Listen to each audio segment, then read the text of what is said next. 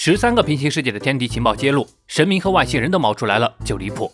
Hello， 大家好，我是金令。本期我们接着来看《天敌抗战记》第4话。上回说到，覆盖全球的传送魔法阵意外将不同文明的平行世界给召唤而来，形成了一个全新的混沌世界。这些被召唤而来的世界都有一个共同的特点，那便是人类的濒临灭绝。而那些灭世灾害也跟着世界的交融一块来了，有野兽类、巨人类、寄生类，甚至还有山岳版的哥斯拉。为了抵御天敌的入侵，人类们召开了作战会议，只有共享情报才有一线生机。目前能确认融合的事件有13个，人类都因不同威胁濒临灭绝，我们将这些威胁统称为天敌。泽比作为召开会议的主理人，首先做出了发言。另外，我已经替各个世界取了简单的代号，那么各位来分享一下各自世界的天敌情报吧。首先是泽比哈罗所在的世界魔世界，天敌是魔王，地表几乎已经被大魔王和其手下的47个魔王军所占领。凯拉所在的几率界，天敌是机器人，是由他们人类所创造的机械生命体失去控制之后无限增值，企图灭绝人类。还有寄生界，天敌是寄生虫，会寄生并夺取人类身躯，其所在世界的大部分人类都成了寄生虫傀儡。巨人界，天敌是巨人族，是一种力量和身躯都大得离谱的巨人，把人类变成了奴隶。大凶界，天敌是大怪兽，一头无比夸张的巨型怪兽在世界各地肆虐，世界政府都已经放弃了抵抗。天鬼界，天敌是外星人，从外太空来的未知高等智慧生物入侵世界，当地人类至今都在与其顽强抗争。暴绿界，天敌是大自然，动植物的疯狂生长且变得狂暴无比，不断的挤压人类的生存区域。新虐界，天敌是新人类，在某天突然出现了智力和体力都大幅进化的人类突变体，很快便支配了旧人类。怒神界，天敌是神，伟大的神明大人因人们的信仰而下凡，具体详情当地人不敢再接着说了。咒灭界，天敌是诅咒，污秽的诅咒使大地腐烂，海水污浊，整个世界基本都完蛋了。游戏界，当地人们不觉得有什么天敌，游戏就是他们的一切，一想到再不回去就要受的惩罚，一直尝试着重新连接游戏。无法界，天敌是人类自己，持续不断的世界大战摧毁了文明和道德，到处都是为非作歹的盗贼和黑帮。大树界，天敌是一棵不断吸收星球生命力的世界树，整个世界都因此枯萎了。以上便是融合而来的13种天敌，让人类拼死反抗也难有胜算的天敌，如今全都集结到这个世界。泽比试着问起，谁有好的主意吗？什么都行，能让人类打破这个绝望现状的办法。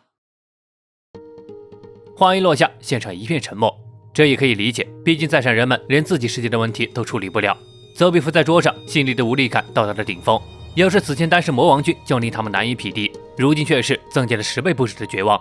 而在泽比身后，默默听完全身的哈洛正低头沉思着这些天的遭遇，回忆在脑海里。那些能匹配魔王军的强大天敌，他们已经遭遇了不少次，之所以能活着回来，有一点是至关重要的。就在泽比伤透脑筋也想不到办法，正要结束会议的时候，哈洛举起了手。经过一番思虑，他说出了自己的想法，让天敌们互相斗争怎么样？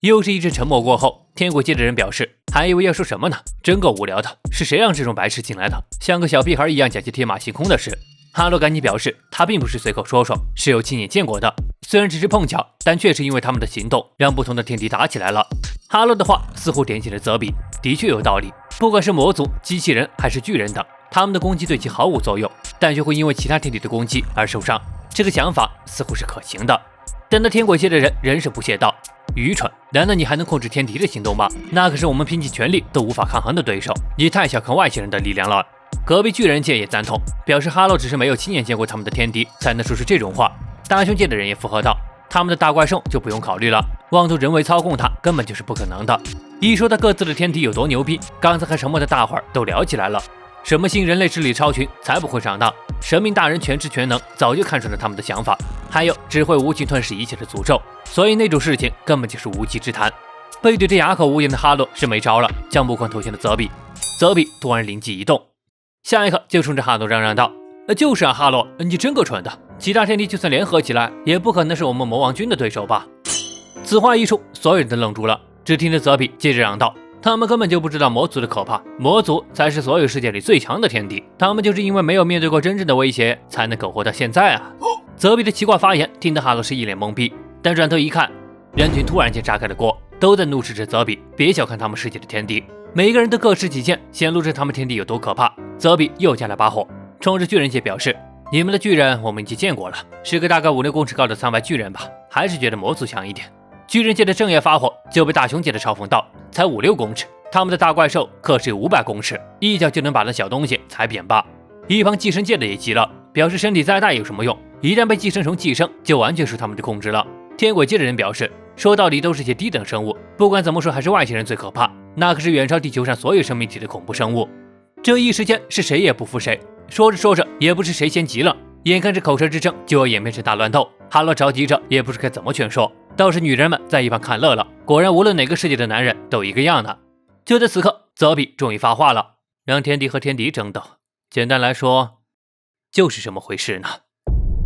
一时间所有人的目光都看了过来，脑子再怎么冲也反应过来了，泽比这是故意煽动大伙吵起来的。泽比接着说道，当然我也不觉得刚才幼稚的办法对天敌管用，但光是我的灵机一动就能制造这种小争端，所以要是集合所有人的力量，全人类的力量想出精妙计划，那可行性就不是0了。在这个绝望到无可奈何的状况，只要有一丝可能性，就有尝试的价值，这可是千载难逢的好机会，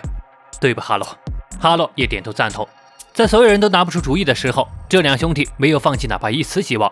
天敌原本是自然界里对特定物种来说绝对的捕食者，生物想要战胜天敌是绝无可能的，但如今这个全新的混沌世界，或许能让天敌们互相捕食。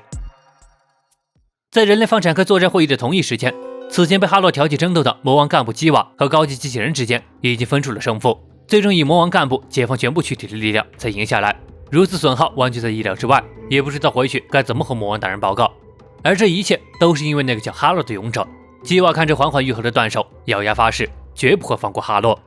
而与此同时，人类据点的不起眼角落里，一只断手突然颤抖了起来，正是被哈洛逃走时带走的基瓦的手掌。暴风雨前的宁静正在悄然流逝。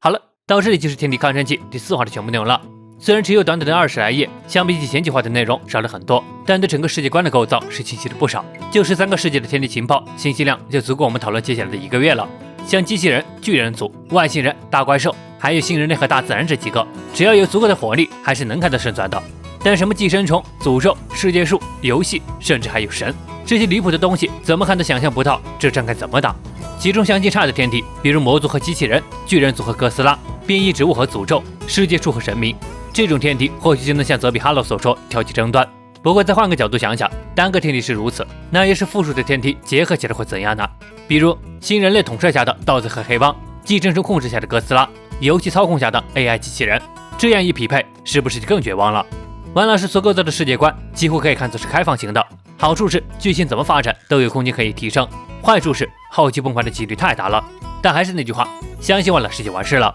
好了，那么喜欢该系列的，别忘了点赞和关注哦。这里有天敌抗战记的最新科技消息。本期视频到这就结束了，我是麒麟，我们下次见。